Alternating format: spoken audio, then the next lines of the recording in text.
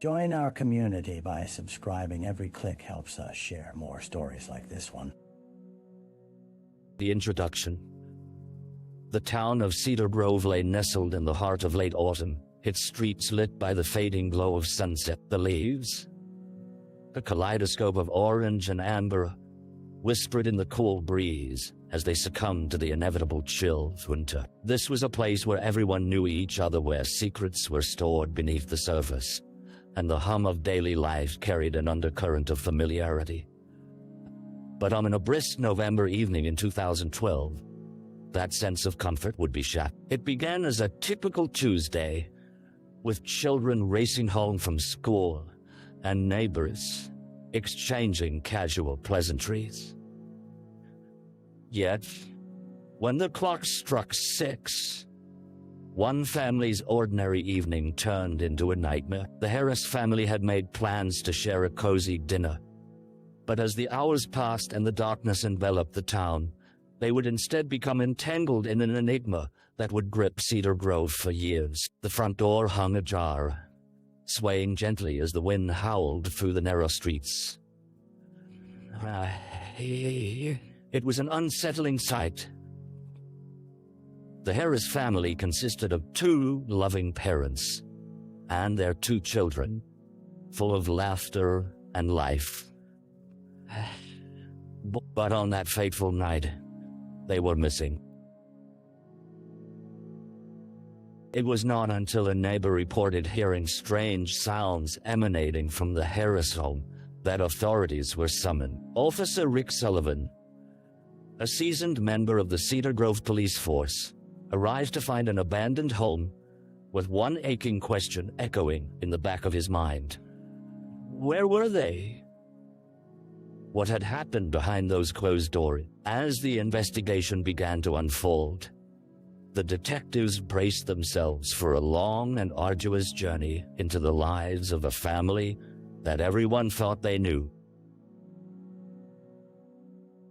The victim, Jessica Harris, was known throughout Cedar Grove as an embodiment of warmth and tenacity. At 35 years old, she juggled the responsibilities of her marketing job with the demands of her young children, a vivacious 7-year-old daughter named Lily, and her curious 5-year-old son, Max. Friends described her as someone who could light up any room, a devoted mother who always prioritized family dinners, school projects, and weekend adventures. But beneath that radiant exterior, there were pressures that Jessica kept hidden, like a silent storm brewing out of sight.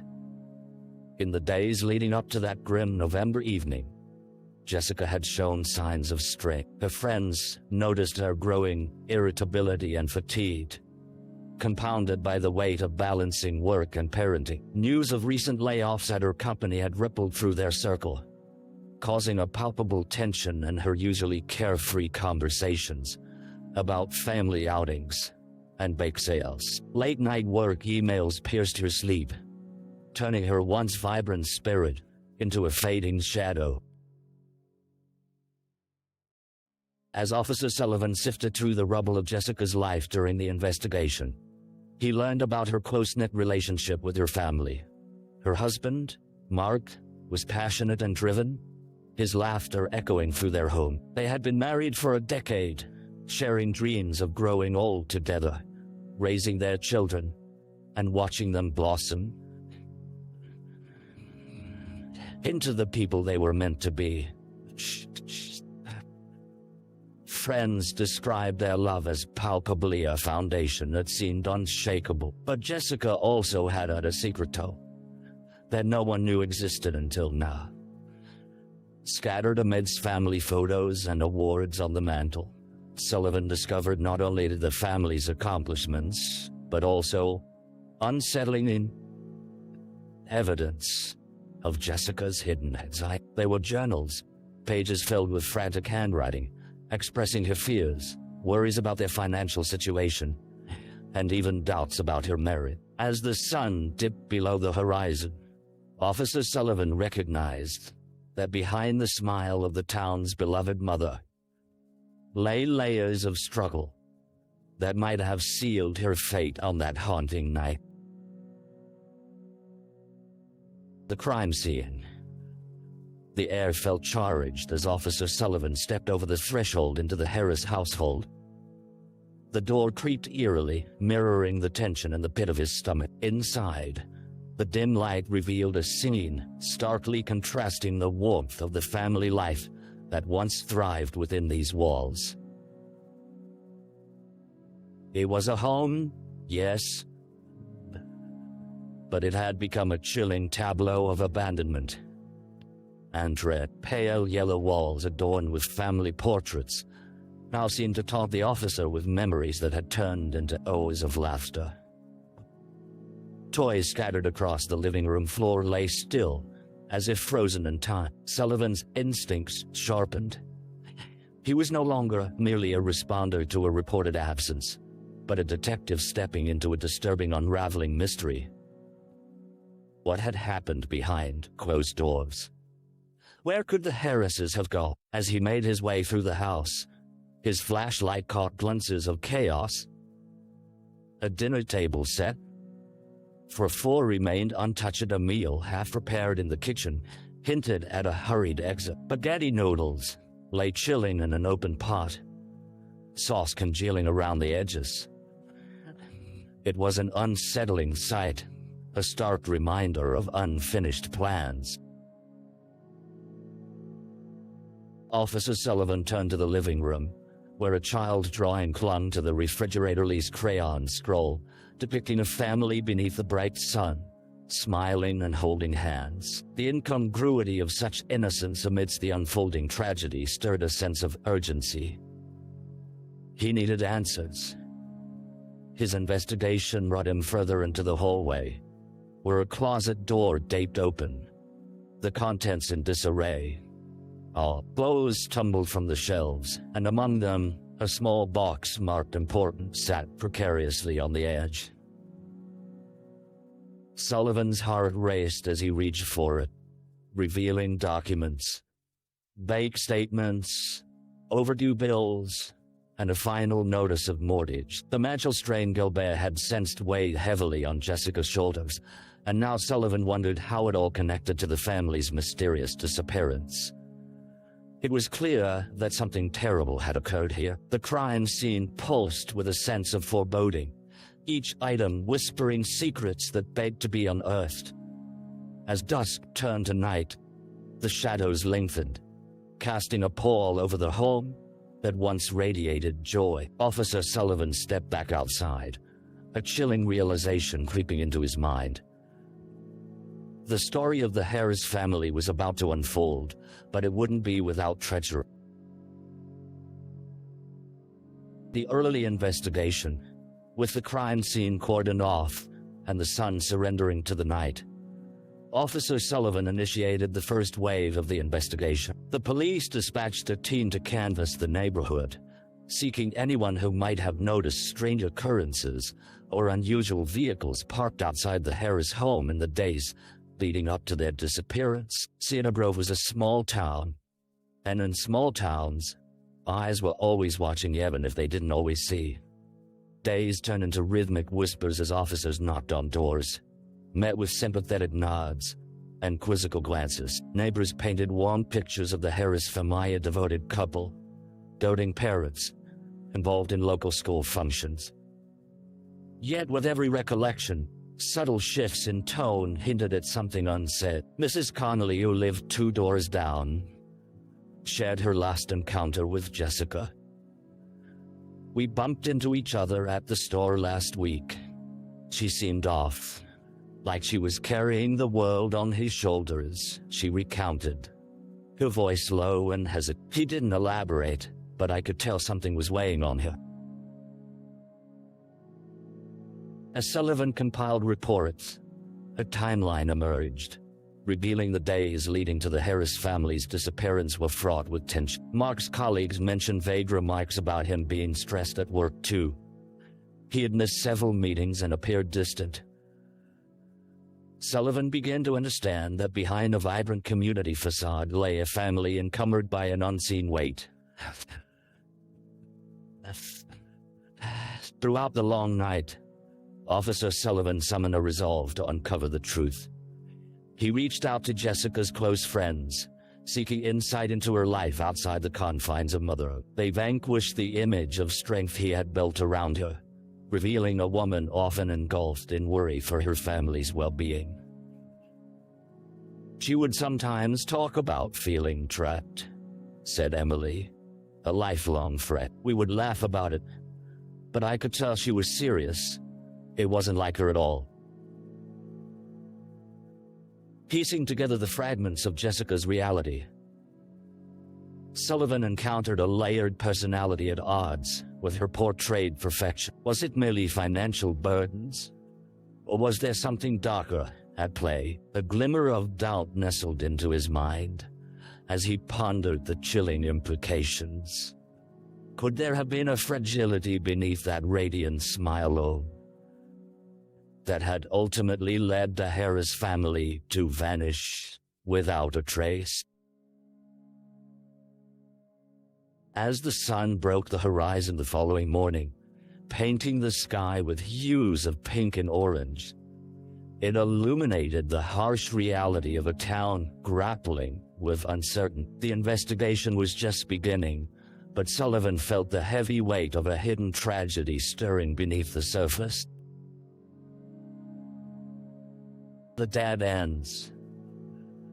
The days turned into a blur as Officer Sullivan pursued every lead, poring over interviews while tracking down potential witnesses. The investigation had become a tangled web of confusion more akin to a chilling fog that settled upon Cedar Grove, reluctant to lift.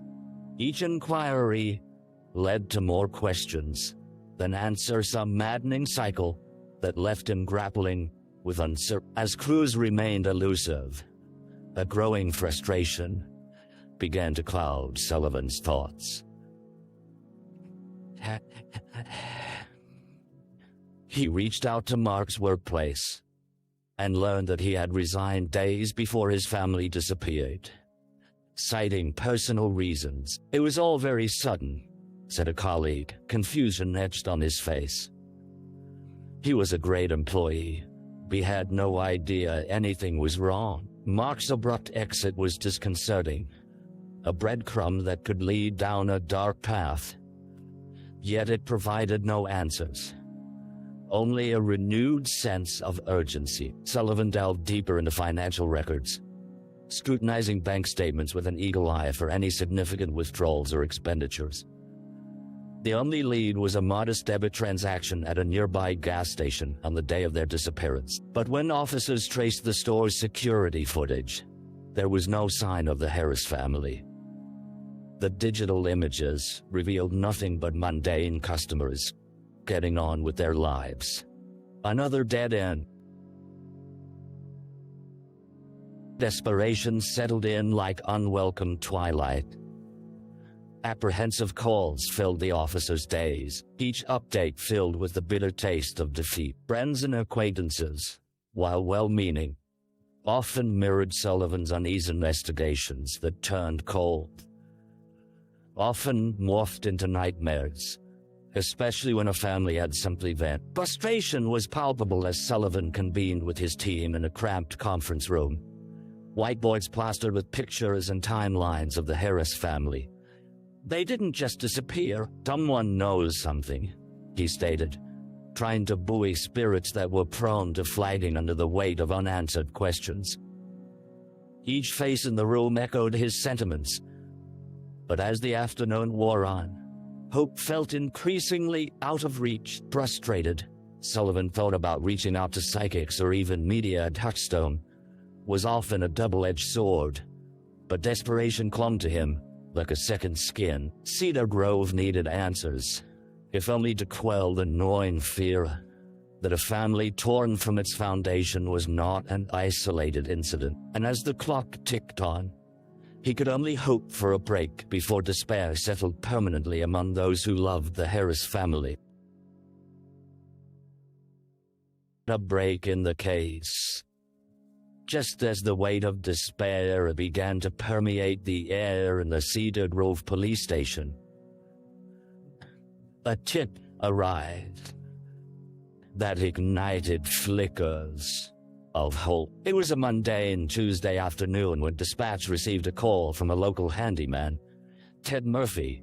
He stated that he had spotted something strange while working near the old Anderson farm, an abandoned property just a few miles outside town. Eyes widened as Sullivan hurriedly took the collar-growing urgency, hinted that this might not be just another lair. Ted explained that while repairing the fence he had noticed unusual tire tracks leading away from the main road toward the dense woods surrounding the property.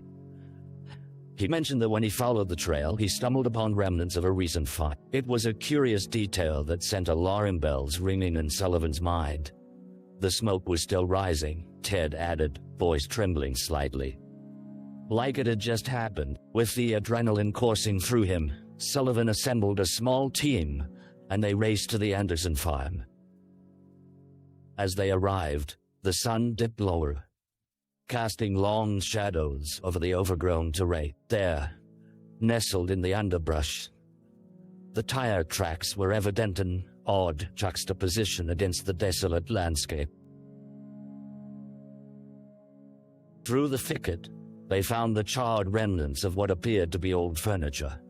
Sullivan's heart raced as he surveyed the area, glancing at each other with unspoken questions hanging in the air. Could it be that the family had been here? Had their lives been touched by violence, now concealed beneath the ashes? As they gathered evidence, the unsettling sensation of being stalked by the specter of the Harris family loomed. A few hours after sunset, while combing through photographs of missing persons, Officer Sullivan's heart sank further as he recognized a child's pink jacket among the debris, a garment that looked eerily similar to one depicted in earlier family photo of Lily. The weight of the discovery was nearly suffocating. The nature of the fire revealed remnants of a makeshift homemates, as though they had desperately sought refuge and safety, only to come undone and in the darkness. The officers secured the scene, meticulously documenting everything, but questions clouded their minds. Had the Harris family fled to escape their burdens, only to encounter something more sinister? That night, as the stars blinked into existence above Cedar Grove, Sullivan felt a shift in the atmosphere. This place, once a haven, had unveiled another side, not just that of a loving family, but a tragic tale spiraling deeper into the under. Voices of anguish whispered in the records of the lost, echoing the complexities that would lead investigators further down a tumultuous path. But they were one step closer, and for the first time in weeks, hope and dread danced dangerously in equal measure as the chilling search for truth moved into darker territory. A suspect, but chill rippled through Officer Sullivan as he stood beneath the moonlit sky, contemplating the consequences of what they had uncovered. Late-night conversations with his team revolved around every possible avenue, but the focus increasingly shifted toward an enigmatic figure linked to the old Anderson property. Ted Murphy had mentioned a newcomer to Cedar Grove, a man named Paul Rossi, a drifter who had recently taken up residence in the dilapidated farmhouse, claiming to prefer solitude and nature over urban life. As news of the fire spread, echoes of concern rippled through the townsfolk, many of whom had encountered Paul during brief forays into town. Initial judgments were mixed. Some described him as odd but harmless, while others spoke of an intensity in his demeanor that raised eyebrows. Sullivan took note of a nagging unease, as it became evident that Paul had recently shown an unsettling interest in the Harris family. With scant information about Paul's background, Sullivan and his team moved quickly. They arranged to speak with Paul, who was often seen wandering through the local parks, lingering near playgrounds, and engrossed in conversations with children. Suspicion began to fester in the minds of the investigators. Was he merely a curious onlooker or something darker hidden behind those detached eyes? As they approached the farmhouse, Sullivan felt the weight of anticipation. Paul sat outside, a figure waiting in the shadows, seemingly at odds with the serenity of the surrounding landscape. Sullivan introduced himself, trying to gauge the man's reactions. "We'd like to ask you a few questions about Jessica Harris and her family," he said, watching intently as Paul's facade slipped for a moment. A flicker of something akin to fear darted across his expression. "I didn't see anything," Paul muttered, fidgeting with his hands, a nervous habit that was hard to ignore. However, Sullivan trusted on, determined to unravel the mystery shrouding this man. His record was sparse. A few run-ins with the law in other towns, but nothing definitive. As they conversed, Sullivan tightened the screws. Paul's avoidance of direct answers and habit of shifting the topic quickly raised red flags. When questioned about his relationship with the community, his responses were riddled with vagueness. "I keep to myself," he said, staring blankly into the distance as though conjuring an escape route within his mind. "Oh!" After a series of loaded exchanges, Sullivan felt a visceral intuition, a strand of guilt trailing from Paul's every word.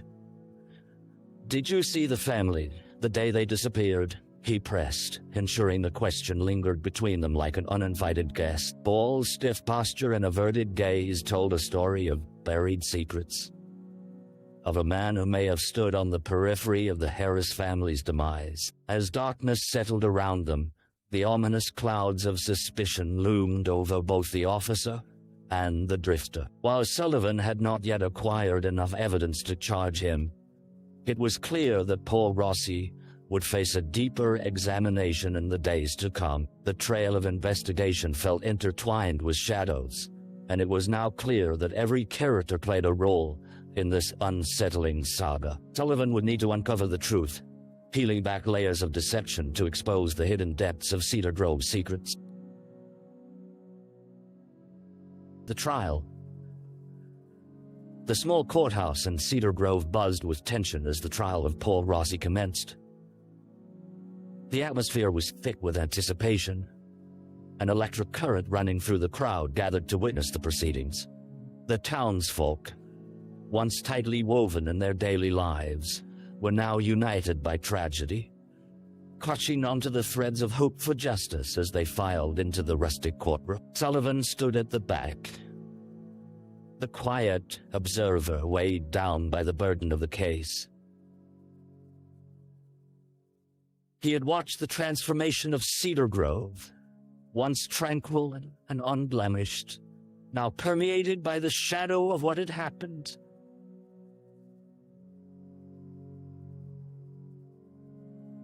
Rossi's arrest had sent shockwaves through the community, and as the trial unfolded, fragments of the family's past were laid bare for all to see. The prosecution wasted no time, presenting a compelling narrative woven from the evidence collected. Witnesses recounted moments leading up to the Harris's disappearance, the financial strains, Jessica's mounting distress, and the frightening snippets of Paul's erratic behavior in the days before they went missing. The prosecution painted a picture of desperation that might have driven Paul to a breaking point, making him a prime suspect in the case. But Paul's defense attorney was shrewd, with a knack for peeling apart facts as easily as fabric. He focused on the lack of physical evidence tying Paul directly to the crime. There were no fingerprints, no witnesses who could place him at the Harris home that night, and the connection remained circumstantial at best. What we have here, the defense claimed, is a scapegoat, a convenient target for fear and uncertainty amid a tragedy. Can you truly convict a man on mere speculation? The courtroom buzzed with whispers at the imprecation. Shh. And Sullivan's hide. In the days leading up to the trial, the prosecution had scrapped together anything they could. Yet their case felt precariously balanced on unraveling threads. The defense's arguments ignited a flicker of doubt among jurors. This wasn't just about the truth after all. It was about belief. As he listened to testimonies and arguments unfold, Sullivan felt the weight of responsibility grow heavier. He had spent so long piecing together the narrative of the Harris family, but now it felt like the story was slipping through his fingers. The faces of Jessica, Mark, Lily, and Max haunted him, lingering like specters just outside the walls of the courtroom, their lives trapped in a tragic limbo.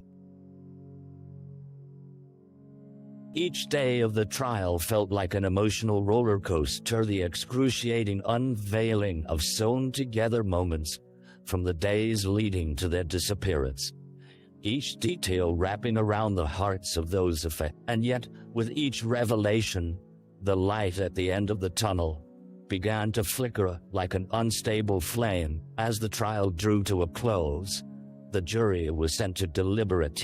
Haunting silence hung over the room, amplified by the palpable desperation of the Harris family's community. Would justice prevail, or would Paul Rossi walk away scot-free, leaving the ghosts of Cedar Grove to linger in the shadows? As Sullivan sat there, a growing question gnawed at his core. Was the pursuit of truth truly the same as finding justice? Only time would tell, and he could only hold on to the hope that the light would pierce through the darkness once again. The aftermath. The verdict came down like a gavel's echo, reverberating through the courtroom, a decision that would mark Cedar Grove's collective consciousness forever. Not guilty. The words hung in the air, heavy with disbelief and anguish, as the jury foreman pronounced their decision. A gasp rippled through the onlookers, faces pale with shock and sorrow. The community's shared hope for justice had been extinguished in a single sentence, leaving behind a chasm of despair. As Paul Rossi walked free, the reality settled like a blanket of cold sorrow over Cedar Grove. Sullivan, who had dedicated countless hours digging into the shadows of the Harris family's life, could hardly comprehend the verdict. It felt as if the community had lost twice first, with the disappearance of a beloved family, and now, with an acquittal that left more questions than answers. The weight of unspoken grief blanketed the town, and the once vibrant spirit of Cedar Grove faded into muted shades of anger and confusion. Reports flooded the local papers, articles framing Paul as both a villain and a victim, each stroke pulling at the emotional threads that bound the community together. Speculation ricocheted through the streets.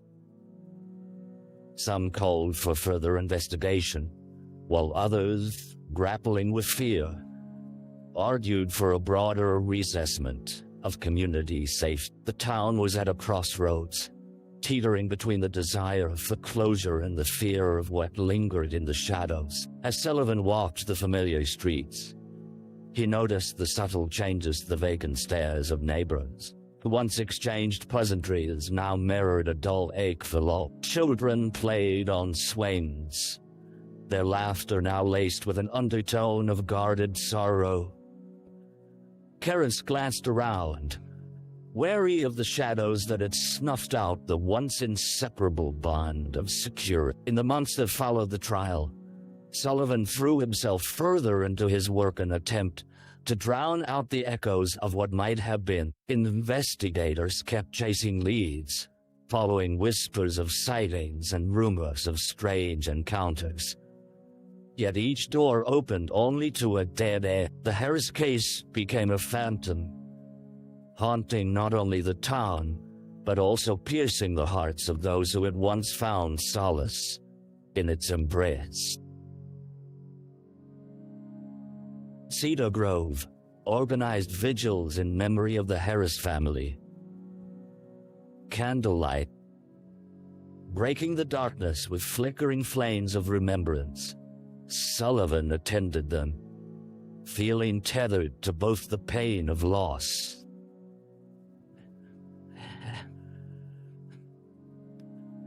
and the need to remember. The community gathered, sharing stories of the Harris family, weaving their legacy into the fabric of the town. There was solace in the collective grief, a fleeting moment of connection that reminded them they were not alone in the shared sorrow. Yet, the absence of truth remained like an unresolved chord, forever lingering. As winter laid its icy grip on Cedar Grove, Sullivan understood that the story of the Harris family was not finished. Shadows danced in the corners of the town, teasing the boundaries of perception, constantly whispering untold secrets.